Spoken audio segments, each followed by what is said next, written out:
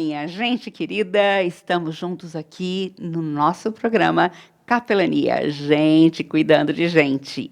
Um ministério muito especial sobre o qual você vai ouvir hoje com uma pessoa muito especial também.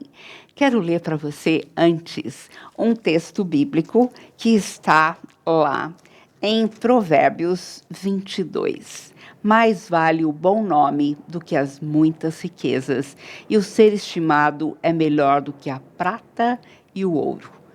É muito interessante porque eu gosto desse texto porque ele fala sobre viver o Evangelho, viver em Cristo, com os valores de Deus no seu dia a dia.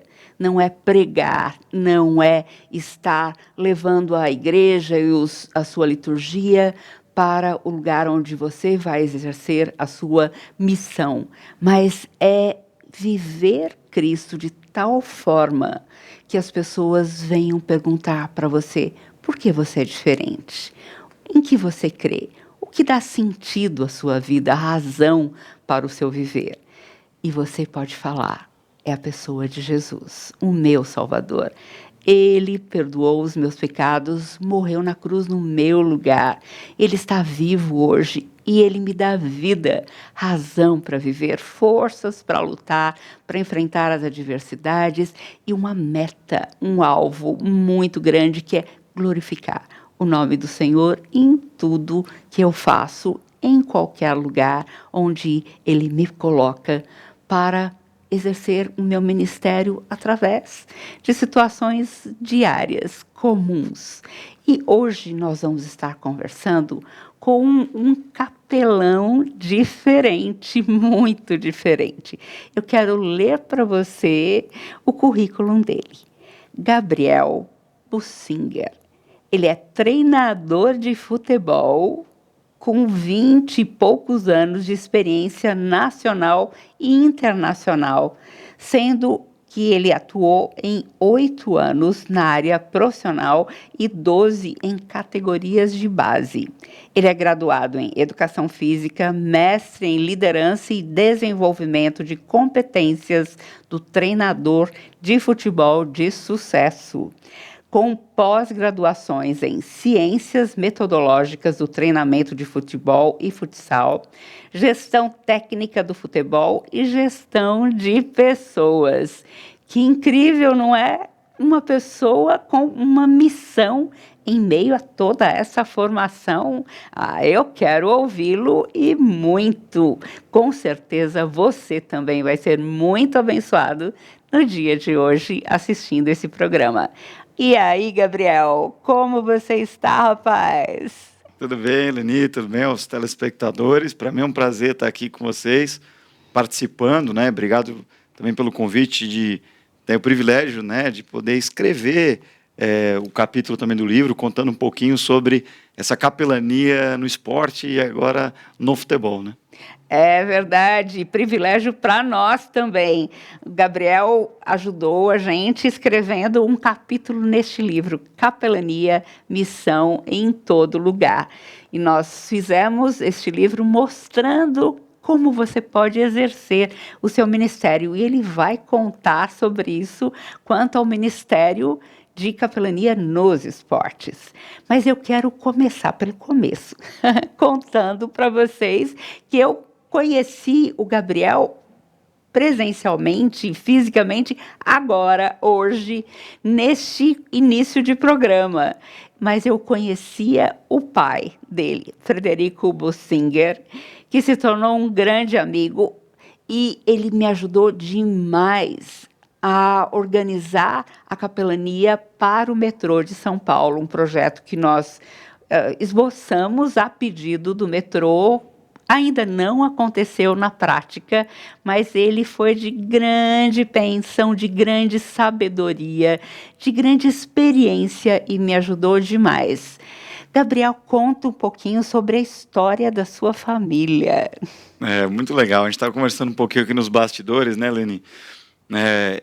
E apesar de hoje, né, não congregar na presbiteriana, nós temos uma raiz na presbiteriana, né? O meu avô, chamado Elias Rodolfo Bussinger, né? Ele, em Vitória, foi um plantador de igrejas presbiterianas em Vitória.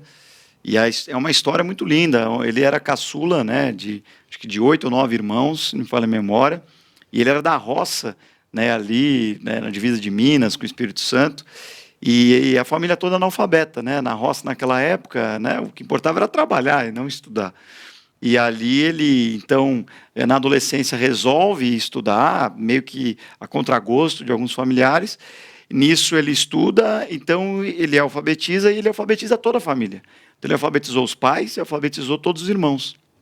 E eles, né, se converteram e a partir dali ele foi diretor, né, inspetor de colégios, diretor onde conheceu a minha avó, que também já chegou a ser presidente da Sociedade Bíblica do Brasil, chama Nicéia Bussinger, meu avô Elias Rodolfo Bussinger, e tiveram 3 filhos, né, que foi o meu pai, o Frederico Bussinger, o mais velho, que você citou, né, o segundo, que chama Érico Bussinger, que é o pastor da igreja a qual eu congrego, é o meu pastor, né, e o terceiro é Gustavo Bussinger. E o meu avô, ele agora, a Presbiteriana lançou uma Bíblia comemorativa. Sim. E ele está numa das páginas também, tem uma praça em Vitória com o nome dele, né? Então isso é um orgulho para nossa família, mas foi alguém que serviu ao ministério, fazia retiros, os sítios que ele teve fazia retiros para a igreja, e isso passou para o meu pastor, que é o Érico, né? E enfim, tem passado de geração em geração e hoje, né, estamos aí servindo o ministério. Que maravilha, que história linda da sua família. Como é bom a gente ver como Deus é fiel e vai abençoando cada geração. Quando somos fiéis a Ele, Ele nos abençoa pela graça comum a todos nós, toda a humanidade. Mas quando a gente se entrega ao Senhor e o deixa dirigir a nossa vida, como a nossa história deixa um legado tremendo, né? Você fala do legado que os teus avós deixaram, né? Como toda a família aceitou a Cristo como Salvador e como essa bênção chegou até você também. Que lindo! Exatamente. Conta pra gente um pouquinho sobre a sua família agora. Então foi de geração em geração, né? Sim. Então eu nasci num lar cristão, né? E nasci em São Paulo, capital aqui, mas eu, né, já apaixonado por futebol, tentei ser jogador, mas eu não tenho nem a desculpa de dizer que foi por lesão, viu, Leni? Foi uma questão mesmo, eu era ruim. E aí, então eu, né, com 17 anos, passei em educação física, fui, né, para Florianópolis, onde eu me formei e me graduei lá em Florianópolis. E já comecei, aos 18 anos mesmo, a carreira de treinador de futebol. E comecei no time da universidade, né, e ali são 20 anos já como treinador de futebol. Eu, ao longo da carreira, né, estive morando em vários lugares, porque um treinador de futebol ele é itinerante, né? Só que durante a faculdade eu, né, vivi aquele momento filho pródigo, né, onde, né, me afastei dos caminhos do Senhor.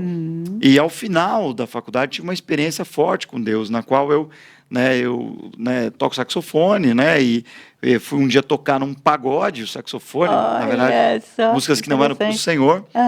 E naquele momento teve uma briga no local e eu acabei sendo acertado.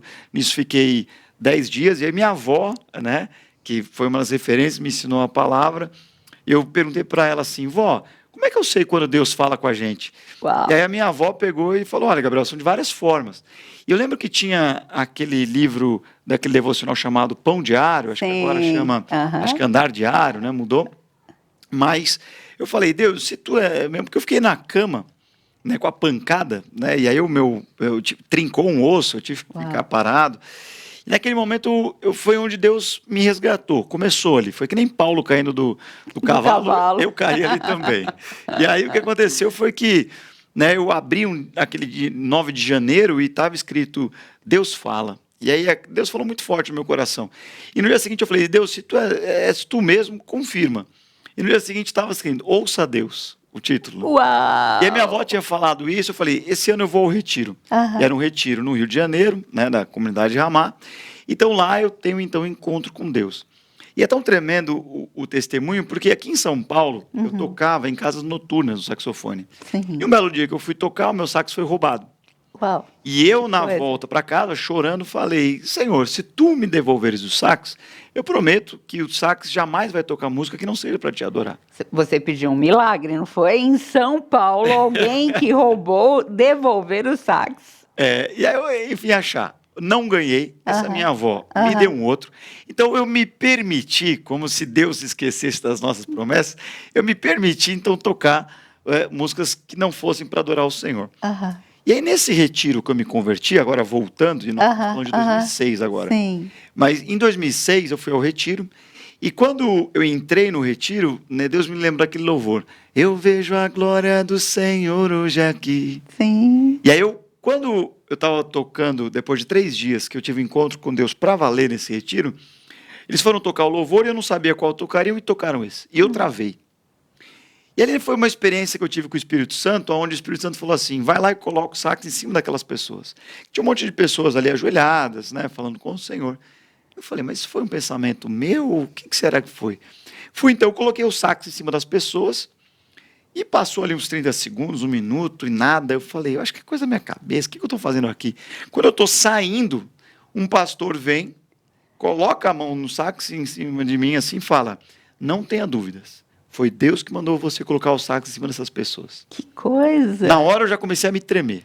Aham. E aí ele começou a falar assim: para você lembrar de uma promessa que você fez a ele, de que esse sax jamais tocaria uma música que não fosse para adorar o nome dele. Ah, Eleni, na hora eu caí já chorando, você já imagina eu caí ali me tremendo todo, né? Deus não brinca com a gente, né? Que Exatamente. Olha, coisa. e aí eu chorando, e o meu saxofone jamais tocou desde aquele dia, né, algo que não fosse para adorar o nome dele. E aí eu tive um encontro com Deus, me batizei esse Aham. retiro em 2006, foi bem na época que eu estava terminando a faculdade. Então, a partir dali, né, começa propriamente o meu ministério, né, e aí eu vou para o Rio Grande do Sul em 2007, né, e quando eu vou para lá, eu ainda estava meio que tentando me firmar para valer no Senhor, né, e ali foi onde eu inicio minha carreira como treinador num clube profissional, né, eu vinha já como treinador, preparador físico, enfim, já há 4 anos, mas naquele ano foi o ano onde nasceu o meu ministério, onde eu, né, retrato um pouquinho no Sim, capítulo no aí, livro. e que aí Aham. deu origem a essa capelania. Que precioso, muito lindo. E o que aconteceu em meio a um dos jogos que você falou que vocês haviam perdido alguns jogos? Como é que foi essa experiência no campo? Literalmente não campo, o campo de futebol que se tornou o campo missionário. Conta pra gente. Exatamente. Março de 2007, eu sou contratado para um time chamado Esporte Clube Rio Grande. Ele é conhecido como Vovô, porque ele é o primeiro clube de futebol do Brasil. Uau! E aí, até o dia do futebol é dia 19 de julho, que é o dia da fundação do Rio Grande. Aham, aham. E esse clube, eu vou para lá, iniciar minha carreira praticamente de forma profissional, a primeira vez que assino a minha carteira, né? Uhum. E ali o que acontece é que meu primeiro campeonato foram 5 derrotas e um empate. Que começo, não é? Meio Exatamente. desanimador. Você pensa quanto que é duro para um treinador perder, né? O pessoal conhece o treinador de futebol, sabe como é que é. Aham.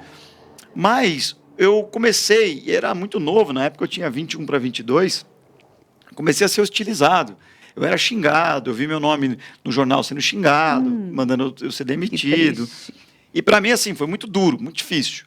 E eu lembro que naquele momento eu ainda queria ser um treinador famoso, grande, grandes vitórias aqui na terra, né?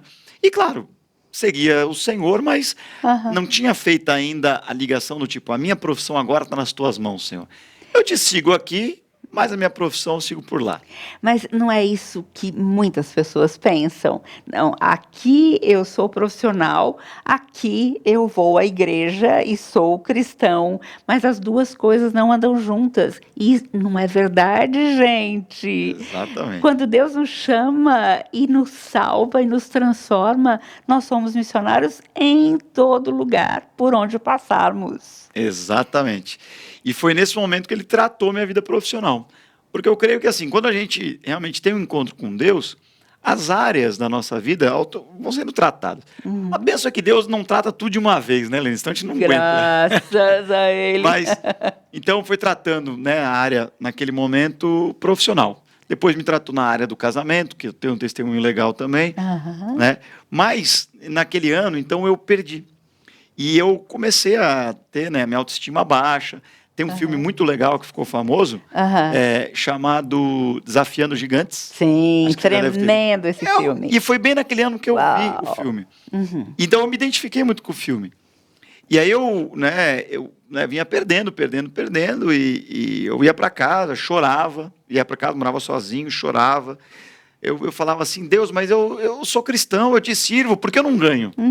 A gente ainda, né, vai amadurecendo. E a gente tem essa mentalidade, né? Agora que eu sou cristão, tudo vai dar certo. Exatamente. Não é sempre assim. Porque Deus começa a nos tratar. Eu costumo dizer, né, que é como se fosse aquela plantinha que quer crescer, e aí tem uma poda, né? Vem aqui não é que ela corta, a poda. A plantinha fala, ai, dói a poda. E aí, né, o que está podando fala, mas é para você crescer melhor. Né? E foi isso que eu vivi. E durante aquele tempo, eu fui, então, perdendo, minha autoestima baixa. Só que eu ia lendo mais a Bíblia, eu ia me aproximando mais do Senhor. A minha prima, né, chamada Érica Bussinger, e o marido dela, o André, né, estavam orando para que Deus mandasse pessoas para começar uma igreja local. Sim. E aí eu comecei com eles, então fui me aproximando mais do Senhor, me tornando mais sensível. O meu eu foi sendo amassado, quebrantado, eu fui sendo tratado. Né? Então eu passei um tempo assim, muito difícil. Assim, foi o ano mais difícil profissionalmente de toda a minha vida até hoje, foi 2007. E acontece que passa então o ano, eu achei que eu seria demitido. Boa parte da diretoria já não queria mais. Como eu falei, eu ouvi os pais, os atletas me xingando. Meu nome foi denegrido no jornal. Né? Enfim, teve uma série de problemas. E acontece que, no final daquele ano, o profissional, eu era treinador do Sub-17, e o profissional estava desativado. E aí, nós fomos convidados a participar de um torneio adulto. E eu escrevi o time. Uau. E o pessoal, quando ficou sabendo, achou que é um absurdo. Loucura! Nós vamos perder de novo, porque a gente está com um garoto de 17. Eu falei, olha, a gente precisa jogar para que esses garotos amadureçam, para que eles tenham uma possibilidade de jogar à frente. Resumindo, entramos no campeonato e eu achei que eu ia jogar 3 e perder 3 a primeira fase. Passamos a primeira fase. As oitavas ganhamos nos pênaltis, as quartas ganhamos nos pênaltis, a semi ganhamos nos pênaltis. E chegamos à final. E a final era contra o rival da cidade, chamado São Paulo. É o São Paulo de Rio Grande. Difícil. E aí o que acontece é que naquela semana, né, os jornais já davam vitória do São Paulo e tudo. E aí eu tenho então uma experiência com Deus novamente. Era uma quarta-feira à noite, Deus me visita em sonho e Deus me revela numa prancheta assim a escalação que eu tinha que fazer e como eu tinha que jogar aquele jogo. Olha, coisa. De lá para cá, são praticamente já 15, 16 anos, nunca mais aconteceu isso na minha vida. Mas eu na quinta-feira reúno os atletas, naquela época eu já falava mais da palavra, deixava versículos para os atletas, e eu falei, gente, vocês creem que Deus pode ter revelado? Falaram, não, nós cremos, então vamos jogar assim. Jogamos, saímos perdendo de 1-0, o meu auxiliar passa no rádio para mim, vamos mudar e tal, eu falei, mas, peraí, vamos mudar? Mas Deus falou, eu relutei e falei, não. Aí eu falei, vamos manter. A gente só dá 3 chutes a gol e ganha de 3-1. E quando nós somos campeões daquele torneio, eu caio no chão chorando. Tem essa foto, né? Sim, Espero que seja possível colocar aí. Claro. Mas tem também esse testemunho que eu estou contando, tem no capítulo Sim, do no livro. nosso livro. Eu caio, né, no chão ajoelhado e eu choro, como se tivesse só eu, Eleni, ali no estádio. E eu dizia assim, Senhor, eu sei que foi tu, não fui eu. Eu sei que foi a tua mão, não fui eu. E Eleni, eu chorava, porque era aquele peso daquele ano nas costas. Era aquela autoestima baixa, era a dúvida se eu seria treinador ou não, se eu estava no lugar certo ou não, se Deus estava comigo ou não. Mas eu não percebia, mas eu estava me aproximando dele, apesar de todo aquele tratamento. Sim. E eu lembrei de uma oração que eu fiz com os atletas, num jogo que a gente perdeu, mas eu achei que eu fazendo oração eu ia ganhar. E aí eu orei e falei assim, Senhor, não remove essa montanha mas me dá força para atravessar. E eu lembro que naquele dia que eu chorava, os atletas começaram a me abraçar, a imprensa, essa foto mostra, a imprensa está do meu lado para me entrevistar, e eu naquele momento falei para o Senhor, Senhor, se era a tua vontade, eu largo o futebol para viver só da tua obra. Coisa.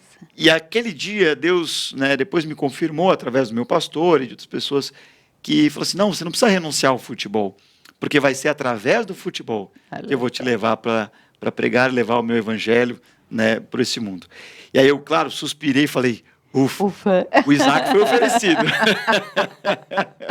Eu falei, o Isaac foi oferecido. Né? Eu falei, amém, Senhor.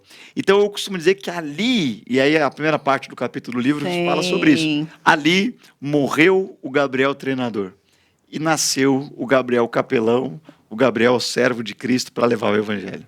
Que coisa, que experiência forte, gente. Linda, muito linda.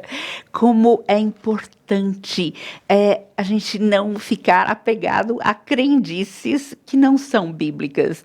Quantas vezes a gente usa um versículo como se fosse um versículo bíblico, né? Mas é um dito popular e a gente cobra isso de Deus. Deus, afinal, eu estou aqui me dispondo, estou me colocando nas tuas mãos, então, assim, o Senhor vai me fazer ganhar todas as partidas, certo? E Deus é Deus. Ele sabe como lidar com a gente, onde a gente precisa ser um pouquinho mais espremido, né?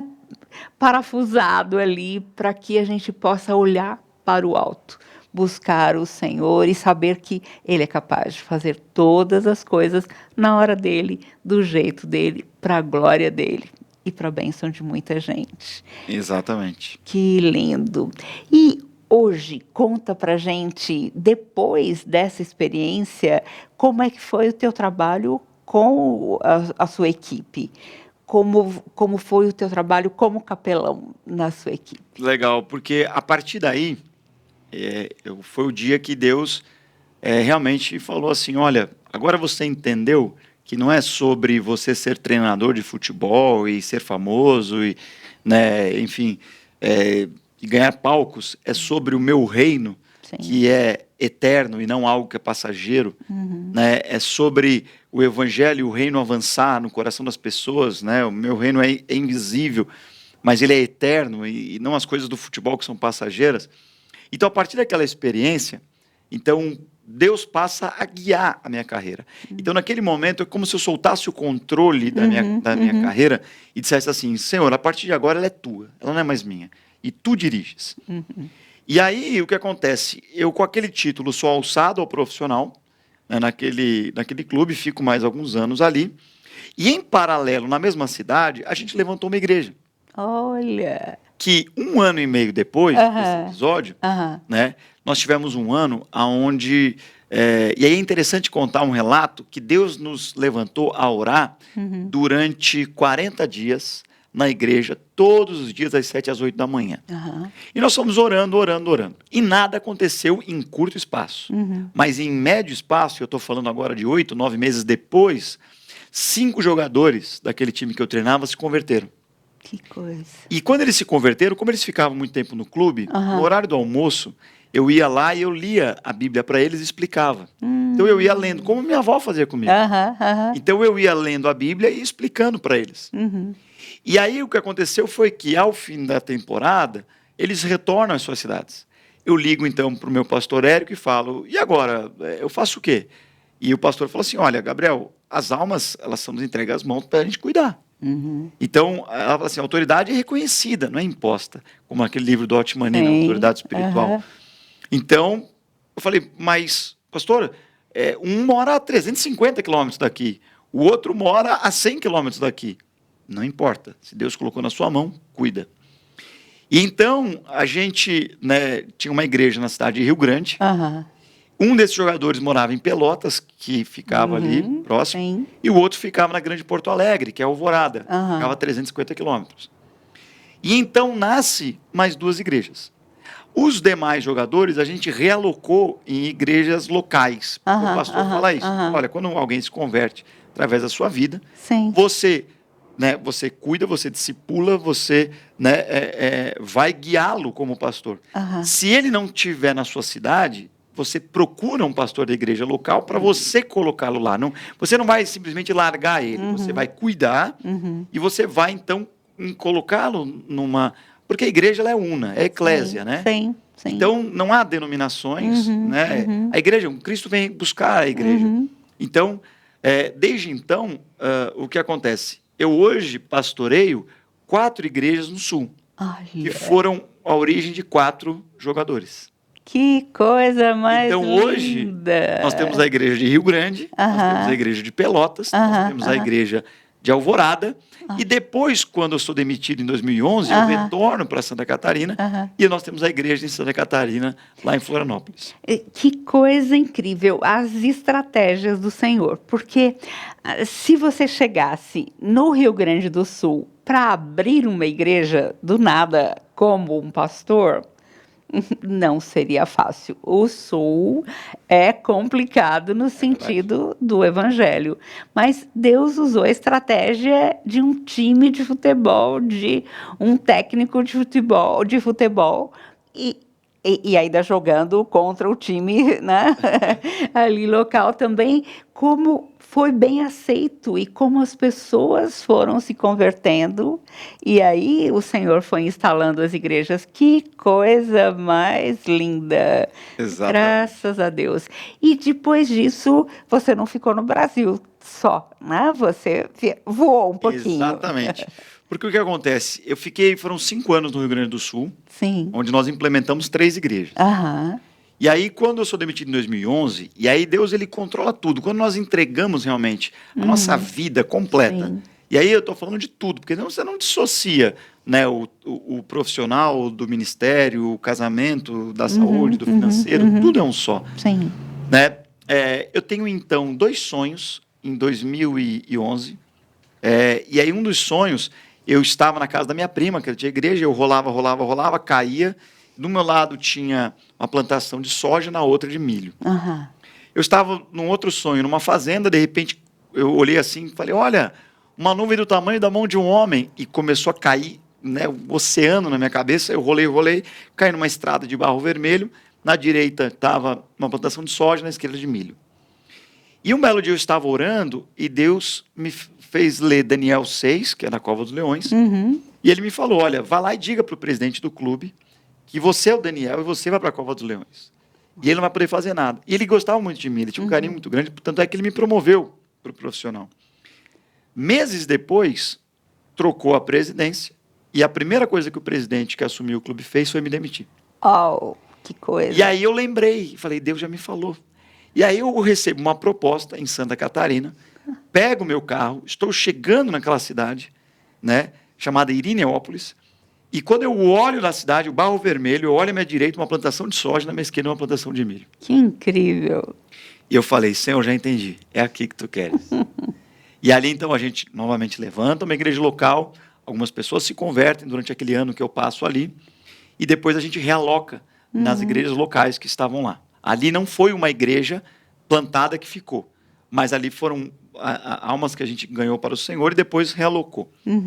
Por quê? Porque aquela empresa que eu trabalhava lá, ela cresceu através de intercâmbio com o estrangeiro, e então eles querem estar mais perto do aeroporto. E assim eu retorno a Florianópolis. Uau. E ali, o que acontece? Eu então procuro o Senhor, o que eu faço agora? Porque as 3 igrejas do Sul eu continuava pastoreando, junto da minha prima e do marido dela, que liderava a igreja lá. Sim. Aquela igreja lá da outra cidade, a gente realocou pessoas. E aí então a gente, né, Deus faz cuidar de um alojamento. Eu tive uma experiência com Deus também lá quando eu estava em Alvorada, que eu estava na casa de um casal, que foi onde nasceu a igreja, e uma bela tarde eles estavam trabalhando, eu comecei a orar, e Deus me tomou. E Deus me mostrou um alojamento a qual eu cuidava do alojamento. Eu ensinava a Bíblia para os atletas, ensinava inglês, ensinava outras línguas. E isso veio acontecer exatamente naquela cidade 2 anos depois. Que coisa. E ali, então, eu entendo o ministério, cuido de um alojamento. E quando eu cuido de um alojamento lá, a gente começou a fazer estudos bíblicos no alojamento. E vários atletas começaram a se converter no alojamento. Mas eu estou falando agora de categorias de base. Até que um dos atletas, que tinha uma família católica, ele então... É bem legal para você ver como é que Deus faz para tirar a gente daquele alojamento e colocar na praça. A gente então está no alojamento, fazendo estudos bíblicos, e um dos atletas se converte, vai para casa, e a família era muito católica, e eles então ligam para os donos do clube e falam assim, como é que eu tiro, meu filho sai daqui católico e volta evangélico? O que vocês fizeram com meu filho? E começa uma perseguição. E ele então fala para mim, Gabriel, o que eu faço? Eu digo, você ore por eles e você os ame, porque não se trata de religião, se trata de sermos como Cristo. Sim. E então um belo dia ele está em casa, o tio, os pais começam então a hostilizar ele, e ele começa então a chorar, e os pais começam a chorar, e ele lembra de um dia que a gente estava lendo, que eu falei para eles assim, quando vocês estiverem em apuros, vocês orem, como diz em Tiago 1, que o Espírito Santo vai te dar sabedoria de como você saber agir.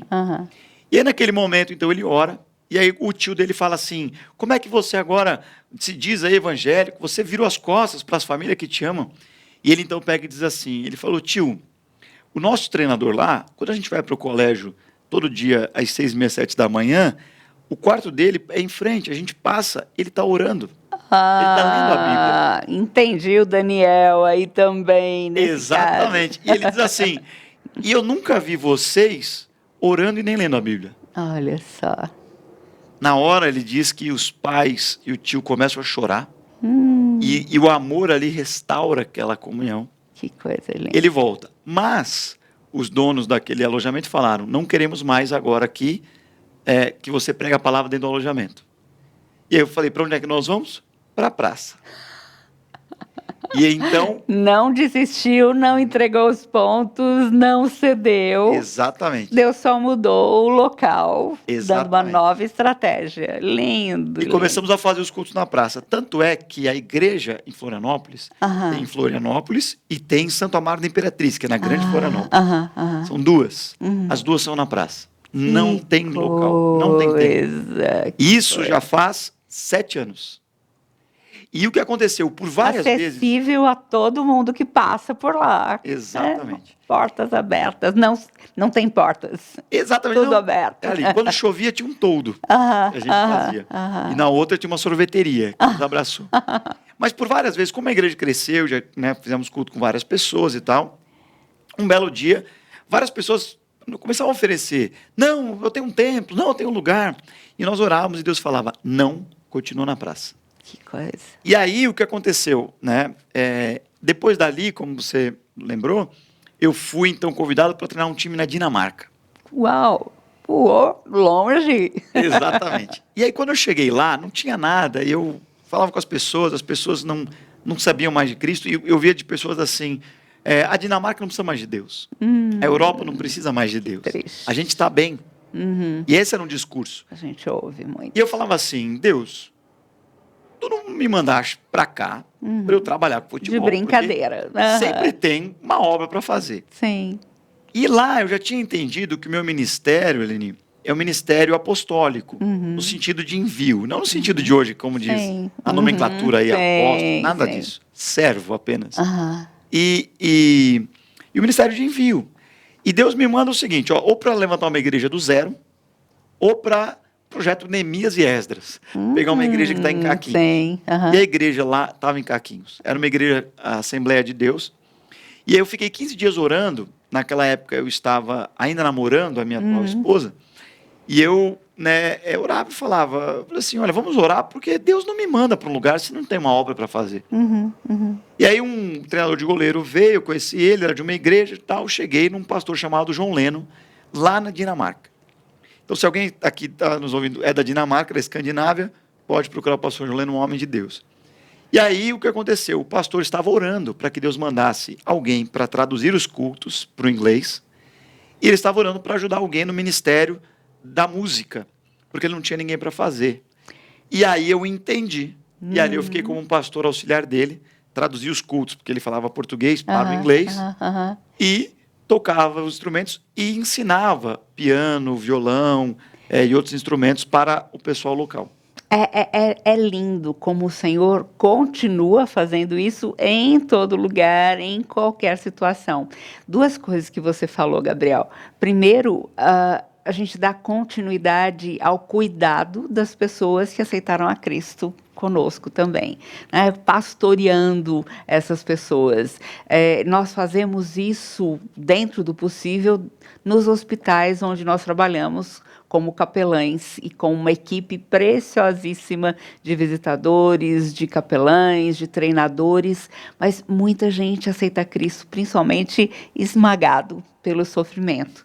E às vezes a gente fica pensando, Deus, para onde, como a gente vai dar continuidade a esse ministério no sentido de termos condições de alcançar essas pessoas que estão em toda parte do Brasil. E então nós encaminhamos para a igreja evangélica mais próxima. O nosso critério é que essa igreja seja bíblica, Perfeito. tenha valores realmente cristãos, esteja alicerçada na palavra de Deus como única regra de fé e prática. E os pastores dessas igrejas, então, vão dar continuidade a esse ministério. Não nos importa que não seja uma igreja presbiteriana, nós queremos que seja uma igreja realmente evangélica. E o que você falou também agora sobre esse chegar num local e perguntar, e agora, Senhor? O que o Senhor quer de mim aqui? Quais portas o Senhor vai abrir? E é muito lindo vivermos na dependência do Senhor. Exato. Porque Ele sempre tem coisa boa e Ele é fiel demais. E Ele nos usa em todo lugar onde Ele nos coloca. Então, conta mais um pouquinho sobre esse seu pastorado de surpresa usando a música. Fala um pouquinho também sobre o saxofone que você toca. Meu filho, um dos meus filhos, meu filho mais novo, que também é membro da igreja que seu pai frequenta, a Comunidade de Jesus aqui em São Paulo, também é saxofonista e também é educador físico. Olha só. O Daniel. Companheiro. É verdade.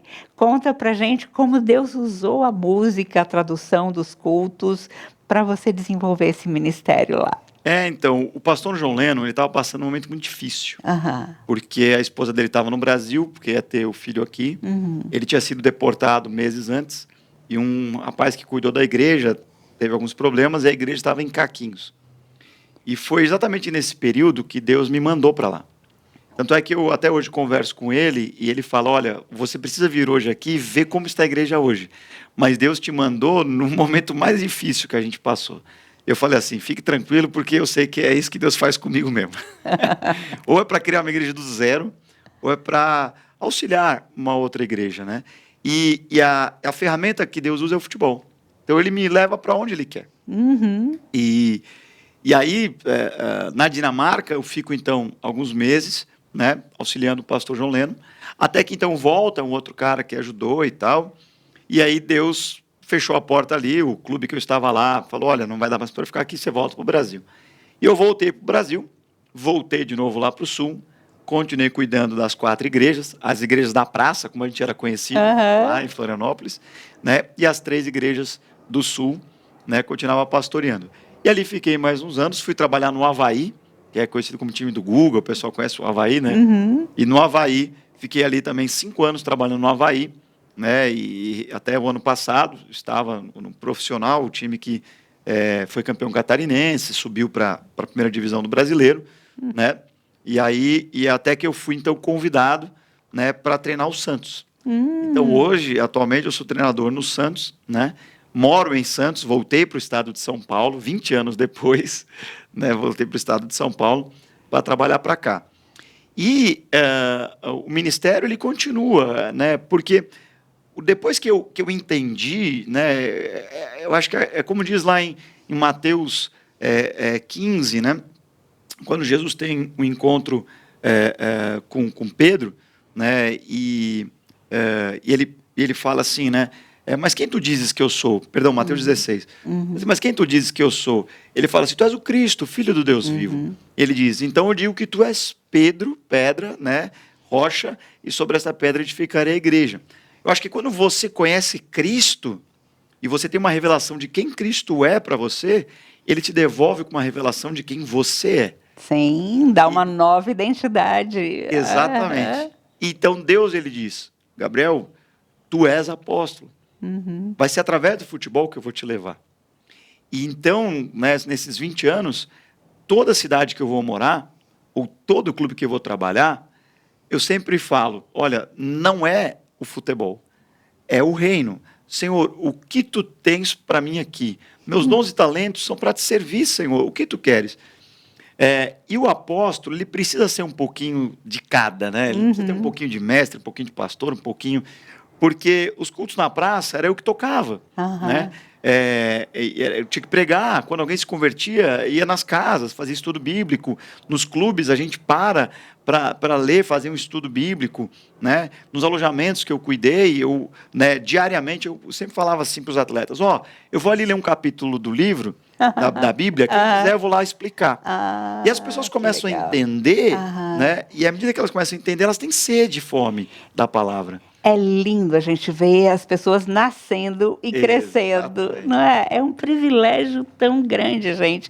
A gente pode ficar cansado no ministério, mas nunca frustrado, desgostoso, porque é o Senhor que é o nosso chefe, é o dono daquela vida, né? Que acabou de nascer e nasceu para sempre. É tremendo. Exatamente. Gente, nós estamos aqui conversando com Gabriel Bussinger, treinador de futebol, uma pessoa muito especial, muito querida, e que participou aqui do nosso livro Capelania, Missão em Todo Lugar, escrevendo um capítulo. Então, muita coisa do que ele está relatando aqui agora, você poderá ler nesse livro também.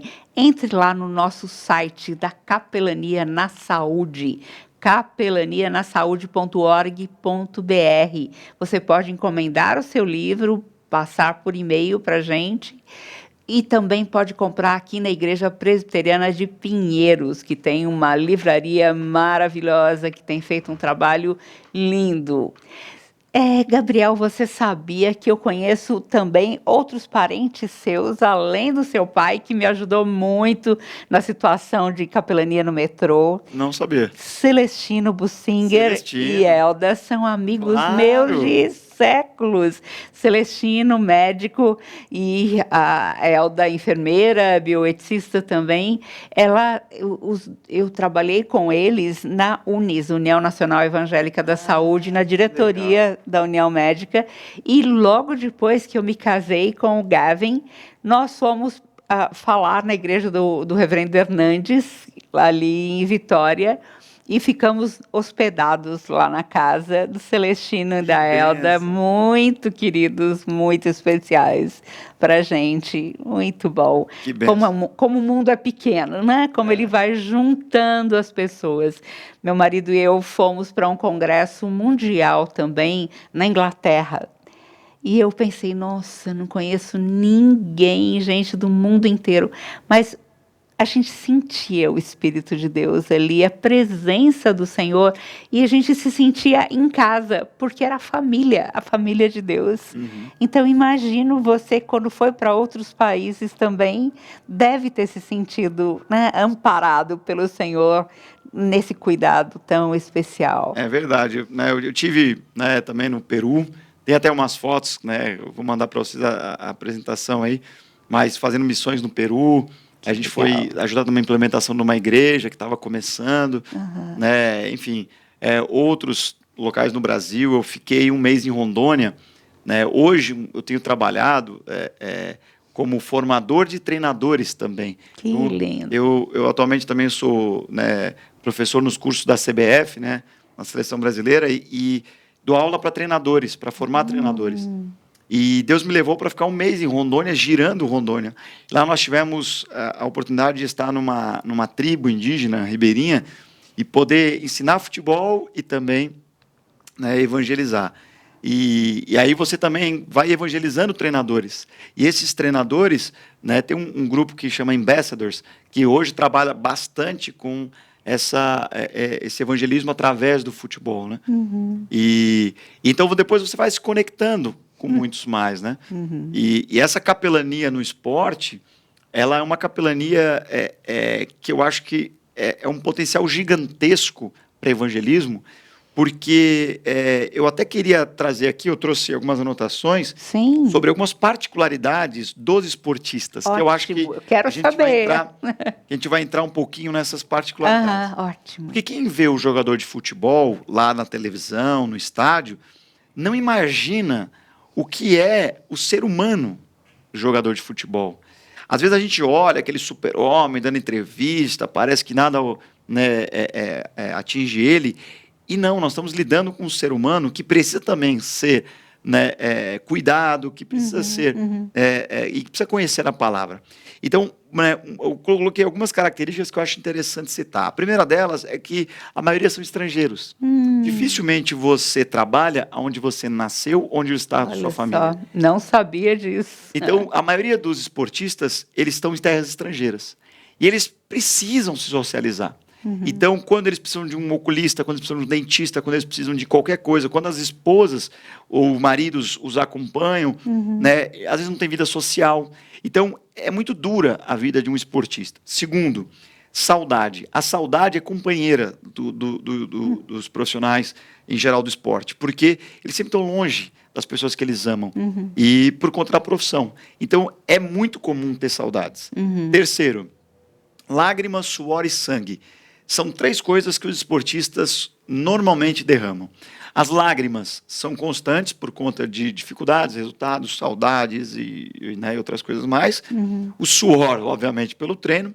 E o sangue, porque também tem muitas lesões, se machucam, né? Um quarto ponto é a solitude que se torna em solidão. Porque a solitude, todos nós temos, que aquele momento introspectivo, de reflexão, né, às vezes de um devocional, crescimento, né, uma busca pelo Senhor. Mas muitas vezes ela se torna em solidão. E quando os resultados não vêm, mais ainda. E é muito duro para um esportista quando ele, né, está em meio a uma multidão, como o irmão Lázaro, né, saudoso irmão Lázaro falava. Né, você está no meio da multidão, mas só, se sentindo só. O quinto é que eles são expostos a uma carga física, mental e espiritual muito forte. É dificílimo. E muitas vezes, com 12 anos de idade, 13 anos de idade. Não tem maturidade para enfrentar tudo isso. Uau! E enfrentar competitividade. Exatamente. Não é verdade? Porque, para você entender, Lenico, o que acontece com um garoto de base hoje no Brasil? O garoto sai de casa com 9 anos, Nossa, 10 anos. Gente, é uma criança mesmo. Exatamente. 9 anos. Ele vai morar no alojamento que o meio é hostil. Porque as pessoas que estão no alojamento ali torcem contra ele, porque é o rival do clube. Que coisa. Então, ele aprende com muita dor, ele começa a ser enganado, ele começa a ser hostilizado, ele começa a viver num meio muito hostil. E aquela criança, como é que está sendo a formação e a educação dela? Você está entendendo? Ela está longe dos pais, longe de todos os seus contatos ali, num ambiente totalmente novo. Exatamente. Que coisa, nunca pensei nisso. Uma categoria de base é assim. Então, você precisa cuidar. Essas cargas físicas, mentais, espirituais, muitas vezes, por isso que a capelania é fundamental. E nós, treinadores, preparadores físicos, psicólogos, qualquer staff que a gente chama, né, muitas vezes somos os pais que ocupam esse espaço na vida desses garotos. Um outro quesito no contexto também é a exposição de mídias.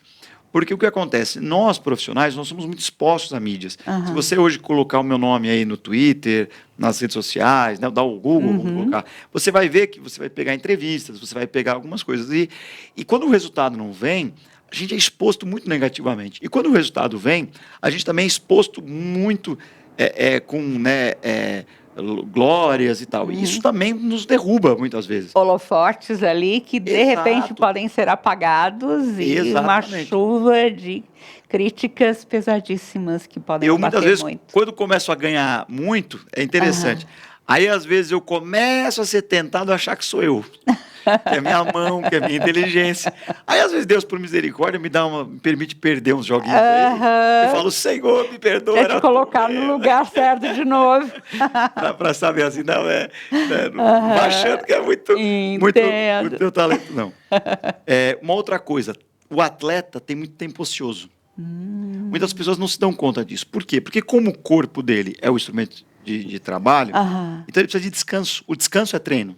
A gente Olha diz só. isso. Descansar é treinar. Que Porque coisa. você se regenera, tua musculatura e tal. Aham. Então, o tempo ocioso, como é que ele vai preencher a cabeça dele? Então, o atleta ele vai buscar preencher a cabeça dele, o tempo dele, em alguma coisa. Uhum. Por isso que é fundamental ter capelões. Terem pessoas que vão ajudar ele a preencher melhor o tempo. Né? Aqui assistindo, né, o canal, assistindo o programa. Por isso, mande o link, né, para algum esportista, porque isso pode ajudar, né, alguém que está falando hoje para ele. Mais o corpo, por ser um instrumento de trabalho, muitas vezes chega a lesão. E a lesão é o momento onde o coração e a mente do atleta mais se abre para o evangelho. Porque quando ele é lesionado, ele não consegue trabalhar. Quando ele não consegue trabalhar, ele vai para o que a gente chama de DM, que é o departamento médico. Aham. E lá, praticamente, ele é esquecido. A mídia esquece dele, os jogadores esquecem dele, nós, treinadores, muitas vezes esquecemos dele. Que coisa. E aí, ali a autoestima cai, é um momento de, sabe, inflexão. Então, nesse momento, é onde eu passei a gostar de visitar, que é a tua área, que é o departamento Entrou na médico. minha praia, capelania hospitalar. Exatamente. Então, o que eu faço? Dentro dos clubes tem um departamento de fisioterapia, departamento médico. E eu gosto de, rotineiramente, ir lá conversar com os atletas. E vou te dizer que, assim, muitos deles passaram a frequentar os estudos bíblicos e a igreja e se converterem nesse local. Olha só, porque eles estão sensíveis e eles estão tendo mais tempo para reavaliar Exatamente. as suas vidas, né? E repensar no sentido, e se eu não puder voltar para os esportes? Quem sou eu? Exato. E o que vai ser da minha vida, o que vai ser da minha família? Quanta coisa importante, Gabriel. Como diz em Eclesiastes 7, né? É melhor, é difícil entender no começo, mas é melhor ir num enterro do que uma festa de aniversário. Você fala, poxa, mas como assim? Mas é porque a gente reflete sobre a brevidade da vida, de Sim. quanto é passageiro, como nós somos forasteiros nesse mundo.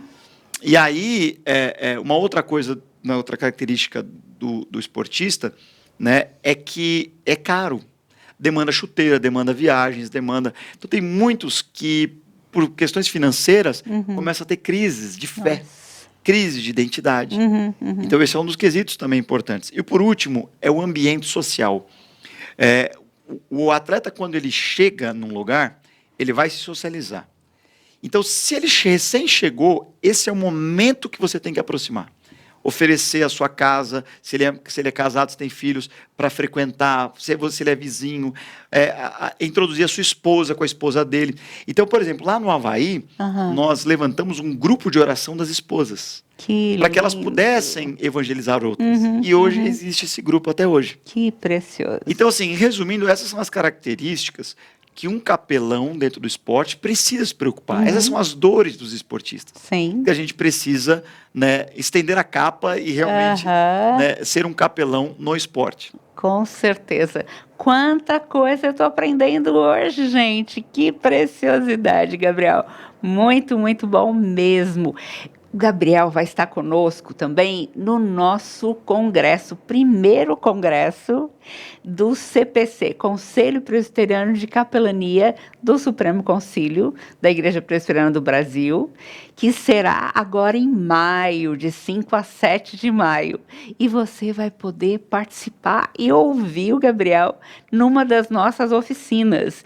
Então, assim, gente, vai ser precioso demais. Você tem que se inscrever e ir rapidinho para estar crescendo e vendo o ministério em tantas áreas, que vai glorificar o Senhor e vai lhe dar mais instrumentos para servir ao Senhor. Gabriel, a gente tem só mais 6 minutinhos e eu queria muito que você contasse experiências com pessoas, com essas pessoas a quem você pôde alcançar, pessoas que talvez tenham sido difíceis no começo, mas que depois puderam ouvir do Senhor e talvez o Senhor esteja agindo ainda na vida deles. Conta pra gente. São vários, assim, né, ao longo, mas eu lembro de um jogador que ele era meu jogador e eu colocava ele no banco de reserva e aí ele ficava bravo comigo, né? E aí, um belo dia, ele, né, teve um corte na cabeça e tal. E quando acabou o jogo, eu estava indo embora, ele me procurou e falou assim... Ele falou, Gabriel, não sei se você sabe, eu já fui desviado. E por quê? Porque quando eu fui dar a pré-eleção naquele jogo... Ele falou assim, eu estava desviado, perdão, já fui cristão e estava desviado. Ele falou assim, quando eu fui dar a pré-eleção para aquele jogo, até, vou fazer um parênteses interessante. Eu falei assim, era a minha primeira pré-eleção com aquele time, eu falei... Eu acho que eu vou começar com um salmo que todo mundo conhece, né? Falei, pessoal, alguém conhece aqui o Salmo 23? Senhor meu pastor, nada me faltará. Aí o massagista levantou a mão. E aí, quando levantou, eu falei, olha que legal, ele é cristão, então estou começando a conhecer o vestiário, né? E aí ele diz assim, eu sei, é o Salminho, aquele que jogou no São Paulo. Ai, ai, ai. Ele acabou com a minha preleção. Olha, todo mundo começou a rir. Mas o pessoal marcou que eu falei da Bíblia. Sim. Ao final disso, né, esse atacante me procurou depois e falou, olha, ele tinha cortado a cabeça, ele falou, olha, estou no pior momento da minha carreira, tal. Me disse assim, ele falou, professor, onde é que é o culto de vocês? E aí eu falei, olha, é aqui no clube, tal. Resumindo, ele se converteu e depois acabou virando o pastor da igreja de Pelotas. Que coisa tremenda! Ele e a esposa. E como Deus muitas vezes nos coloca no banco de reserva. Exato. E nos deixa ali em stand-by, né? Parece que a vida acabou, parece que o tempo parou, mas o Senhor está agindo o tempo todo. Se você está agora passando pelo banco de reserva, lembre-se que o Senhor continua agindo e Ele não se esqueceu de você e nunca se esquecerá, porque Ele é fiel.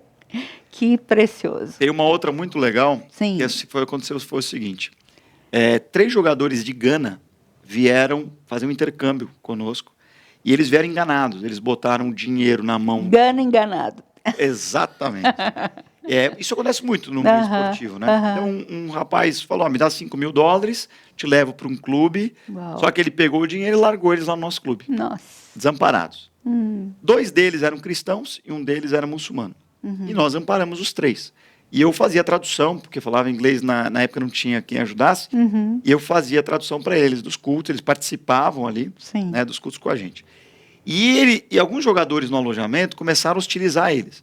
E eu lembro que chamava Amuá e a Abdu, acho, não falo a memória. E o Amuá, ele chegou para mim, eu falei assim para ele, não, mas se você quiser eu te tiro dali. Ele, não. Se eu sair dali, como eu vou fazer a diferença? Que coisa. No alojamento. Me marcou muito. Enfim, ele ficou alguns meses, eles passaram frio, a gente começava a dar agasalho, a gente levava para comer, a gente levava... Cuidamos deles, até que a gente conseguiu colocá-los num outro clube, para eles seguirem a carreira. No último dia, Leni, quando eles estavam indo embora, fui dar um abraço nele, a gente levantou uma oferta, para eles irem, e aí ele falou assim, Gabriel, quando eu estava saindo de Gana, ele falou assim, meu pai é pastor em Gana, e quando eu estava saindo de Gana, um profeta da igreja teve uma revelação e disse, vocês vão para o Brasil e vocês vão para um clube, mas não é naquele clube que você vai ficar. Mas eu vou levantar um servo para cuidar de vocês e colocar vocês para um outro clube. E aí, quando ele falou isso, ele falou assim, Gabriel, e quando eu cheguei, eu não tinha dúvidas, o servo era você. E aí, Eleni, naquela hora eu já comecei a chorar. Que eu falei privilégio. Assim, eu falei, mas você está me falando isso agora? Aí ele assim, Gabriel, se eu falasse antes, talvez o seu coração podia se vangloriar e vai descer. E eu falei assim, cara, que homem de Deus. E ali eu comecei a chorar, eu falei assim, caramba, Deus, se tu contavas comigo sem eu saber que tu estavas contando comigo. Então, assim, foi uma outra experiência tremenda, né? Que aconteceu. Enfim, são várias. Eu poderia contar de mais um. Sim. Um atleta que uma vez estava com uma família e uma bela noite a família acabou, né, ficando endemoniado e, né, e eles não sabiam o que fazer. Ligaram para mim 2 horas da manhã e fomos lá e começamos a orar e, né, ministramos, né, a libertação, né, no ponto de vista mais pentecostal, né? E aí o que aconteceu? E depois esse cara voltou e hoje ele é pastor no Nordeste, da onde ele saiu, né? Mas assim, resumindo, porque o tempo nos espreme, né? Mas assim, teria inúmeras mais. Mas eu também não podia deixar de citar, são 2 livros. Um chama Força para Vencer e o outro chama Mais que Vencedor, que é do Alex Dias Ribeiro. Sim, eu li. E eu acho que é a grande referência de capelão esportivo que a gente tem no Brasil. Precioso, Alex. Eu não podia passar aqui sem citá-lo, né? Porque ele foi ex-piloto de Fórmula 1, é um dos idealizadores do Atleta de Cristo, junto a outros mais, né? E é uma referência para mim também. Então, aqueles que nos assistem podem buscar um pouco mais sobre Alex Dias Ribeiro, porque eu acho que ele vai ter muito mais a contribuir do que eu também, né? E para mim, né, vai ser um prazer estar no congresso também e poder contar inúmeras outras experiências mais. Amém. Muito, muito, muito obrigada, Gabriel. Abençoa a minha vida e com certeza a vida de muitos queridos que estão aqui conosco e que vão entrar depois e assistir também o programa. Deus continue a abençoá-lo e usá-lo muito para a glória e honra dele mesmo. Amém. E para a alegria de muita gente. E um grande abraço também para o teu pai e a minha gratidão a ele também por tudo que ele fez para me ajudar também. Amém. Deus te abençoe. Obrigado. Deus abençoe a todos. Um prazer estar participando aqui com vocês. Tchau, tchau.